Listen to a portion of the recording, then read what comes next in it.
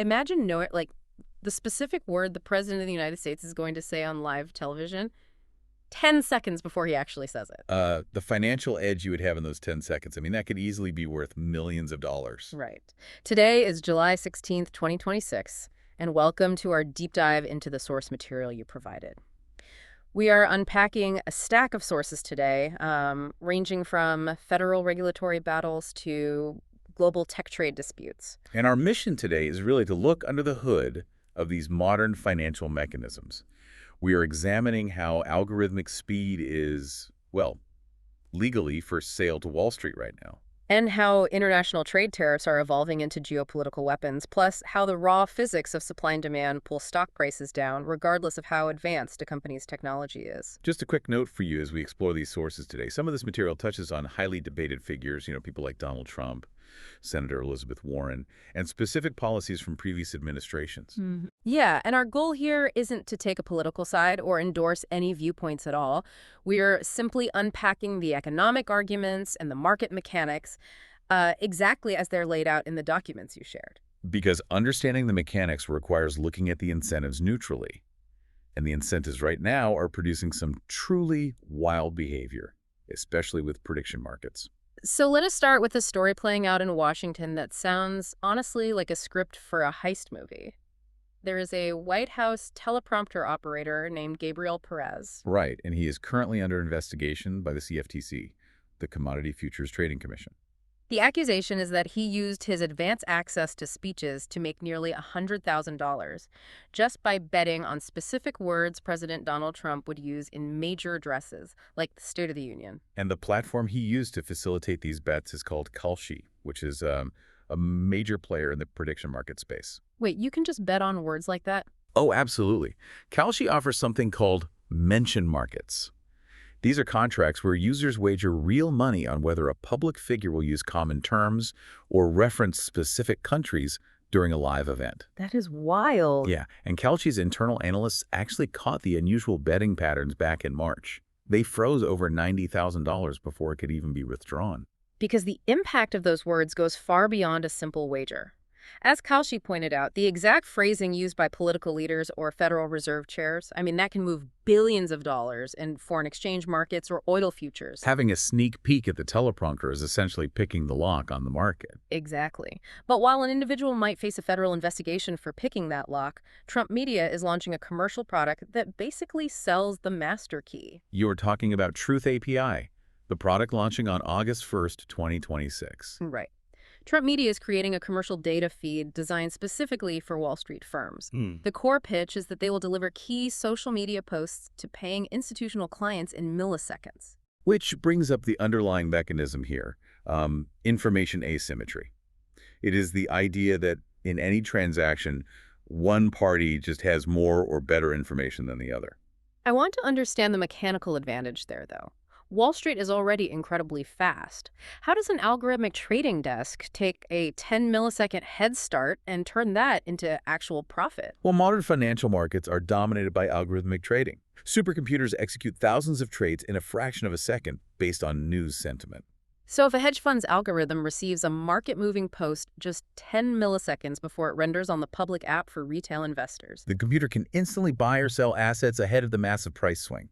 That tiny window allows institutions to capture the price difference before the rest of the market even knows the news exists. The explosion of this monetized information speed is creating a massive headache for regulators. The SEC and the CFTC are currently engaged in a jurisdictional turf war over who actually gets to regulate these booming prediction markets.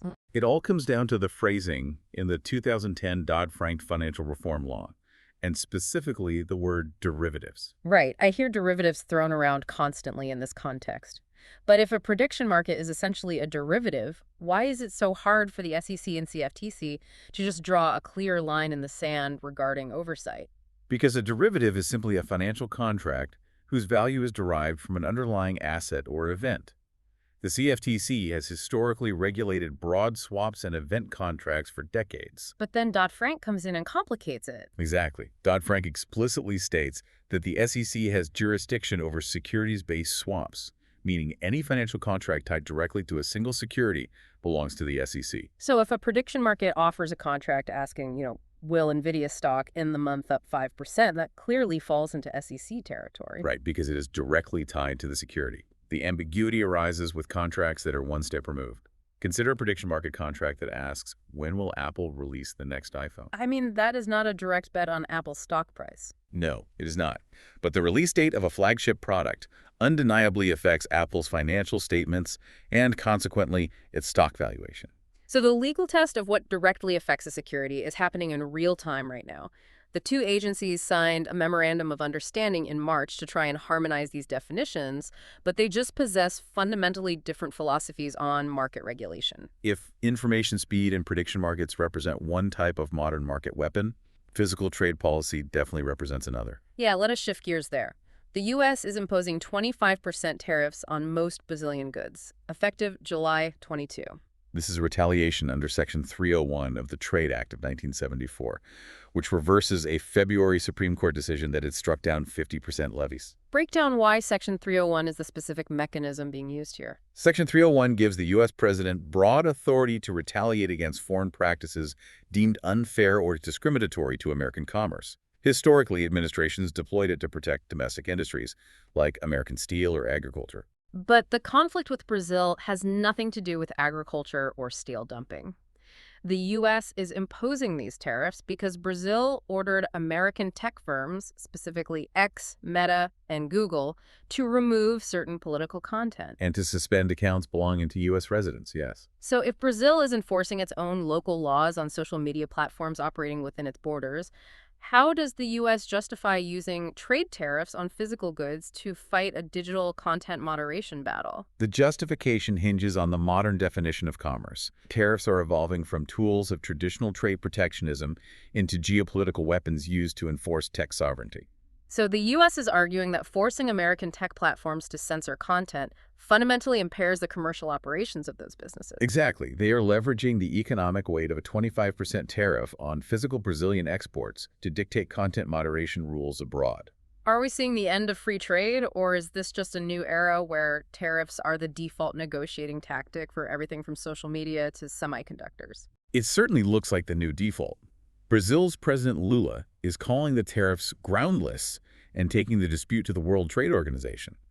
But meanwhile, we are seeing the exact opposite strategy, the carrot rather than the stick playing out in the semiconductor industry. Right. Taiwan's semiconductor manufacturing company, TSMC, recently pledged another $100 billion to expand semiconductor production in Arizona. That new pledge brings TSMC's total U.S. commitment to an astounding $265 billion. And this massive influx of capital comes right after the U.S. agreed in January to cut tariffs on goods from Taiwan down to 15%. The tariff reduction was explicitly offered in exchange for this kind of domestic infrastructure investment, following previous U.S. threats to heavily tax the global semiconductor business. By the way, for more context on market mechanisms like these and how they impact global trade, you can find Financial Candy, Brain Candy, and classic audiobooks at clarinaratio.com. Securing that physical supply chain is paramount because semiconductors power everything from artificial intelligence data centers to consumer smartphones. So by utilizing the threat of tariffs alongside the promise of tax reductions, the U.S. is forcing vital supply chains to physically relocate within its borders. But relocating silicon manufacturing is only effective if a company actually possesses the operational efficiency and human talent to manage those systems. Which brings us to how corporations are aggressively optimizing for this new era. UnitedHealth Group provides a perfect window into this trend. They blew past their Q2 2026 earnings estimates and raised their full-year profit outlook. The driving force behind that raised outlook is a $1.5 billion investment in artificial intelligence. UnitedHealth is utilizing AI to streamline internal operations, accelerate the prior authorization process for medical procedures, and improve payment accuracy by detecting fraudulent claims. This technological push is crucial for the company right now. They're attempting to offset elevated medical costs across the healthcare industry and a shrinking membership base in their ACA and Medicare Advantage plans. The underlying metric the market reacted to is the medical benefit ratio. Give us the fundamental breakdown of how that ratio works and how AI alters the math. The medical benefit ratio is basically the core mathematical engine of health insurance. It measures the total medical expenses an insurer pays out to cover patient care, relative to the total premiums they collect from members. So for United Health, that ratio improved to 86.7% for the second quarter, down from 89.4% a year earlier. Right. A lower ratio means the company is paying out a smaller percentage of its collected premiums in actual medical benefits, keeping more of the capital as gross margin. Deploying AI allows them to push down administrative costs and tighten that ratio. But when a massive insurer uses an algorithm to handle prior authorizations, Wall Street cheers for the efficiency because it lowers that ratio. Yes, the market loves it. Looking at this from the perspective of the consumer paying those premiums, though, I have to wonder about the human friction. The company insists AI tools are not making the final determination on denying care. But the financial incentive to limit payouts remains baked into the business model. Are consumers simply funding the development of a faster no machine? The tension between corporate optimization and consumer experience is incredibly stark here. Wall Street rewards efficiency because it directly improves profit margins. However, patients often experience that same efficiency as a barrier to receiving care. Because AI can flag anomalies or missing documentation at an unprecedented scale. Exactly. Even if a human doctor makes the final denial, the algorithmic sorting mechanism creates a highly efficient pipeline that catches every possible technical reason to delay or deny a claim, protecting the company's margins at the expense of patient convenience. And while companies like United Health leverage AI to eliminate administrative overhead, an intense physical war is underway for the human capital required to build and maintain these optimized systems. CNBC's 2026 Top States for Business study reveals that the map of economic power is shifting based entirely on where educated workers are migrating. Human talent has become the #1 site selection criterion for major businesses. You can offer zero income tax, cheap electricity, and massive land incentives. But if you lack a skilled workforce, modern technology firms simply cannot operate there. Texas claimed the #1 spot for workers this year. The data points to a massive net migration of college-educated talent flowing into the state. Supported by a robust career education pipeline integrated into their high schools and community colleges, Florida is leading the nation in the sheer volume of college-educated adults moving in, and North Carolina is actively hoarding STEM workers. What does the strategy of hoarding specialized talent actually look like at the state level? Well, states like North Carolina and Texas are treating human capital like a strategic national reserve. They are aggressively funding university research centers, subsidizing certification pipelines for advanced manufacturing, and aligning community college curriculums directly with the needs of incoming semiconductor and AI firms. They recognize that in a highly optimized, automated economy, a concentrated pool of adaptable, highly educated workers provides the ultimate competitive moat. Those states are exerting a massive gravitational pull on skilled workers. But we are seeing a different kind of inescapable gravity in the financial markets, where the raw physics of supply and demand pull everything back down to earth. Regardless of how innovative the underlying technology is, the current situation with SpaceX illustrates this perfectly. SpaceX recently aborted its Starship V3 test flight, with the rocket engines shutting down right as the ignition sequence began. But the more pressing issue dragging down the company's valuation is not aerospace engineering.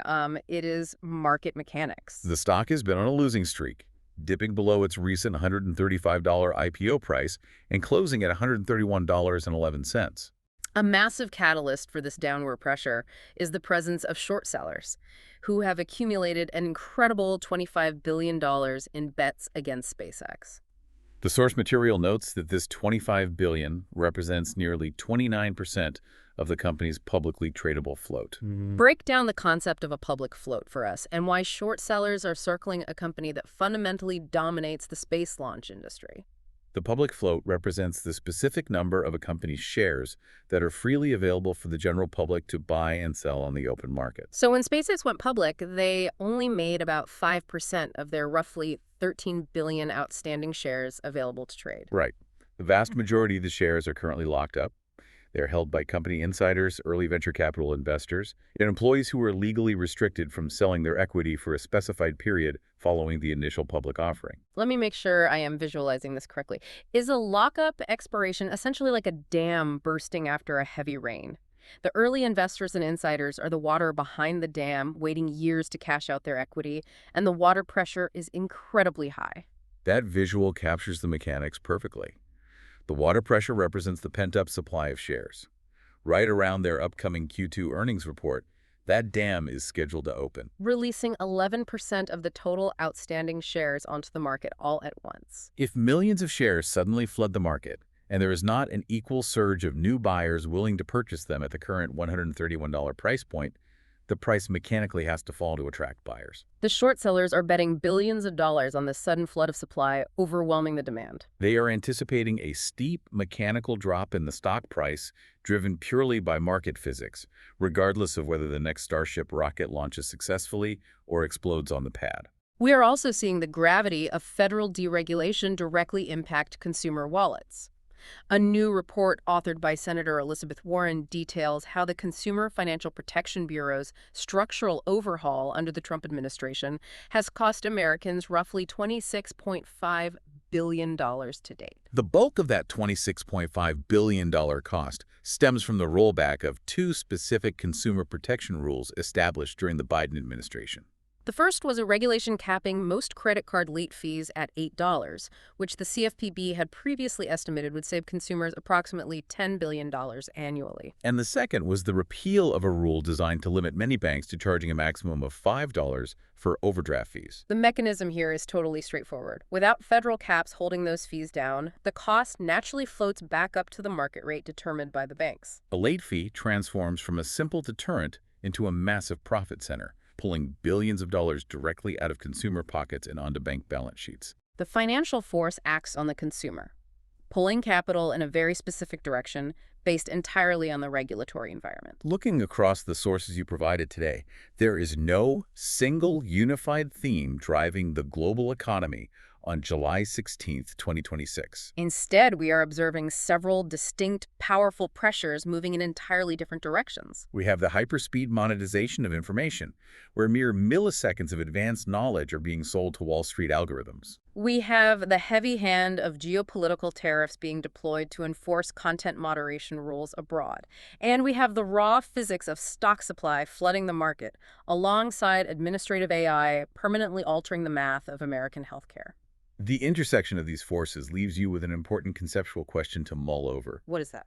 If the speed of information is now legally for sale to Wall Street via API feeds, and if prediction markets continue to blur the line between basic gambling and sophisticated financial derivatives, the nature of trading fundamentally changes. Wow, okay. At what point does the actual stock market stop serving as a measure of corporate value and simply become a secondary algorithmic reaction to the prediction market? Oh man, the tail wagging the dog. That is a fascinating dynamic to watch unfold. Thank you for providing the source material for this exploration into the mechanisms moving our world. Keep questioning the incentives, and we will catch you next time.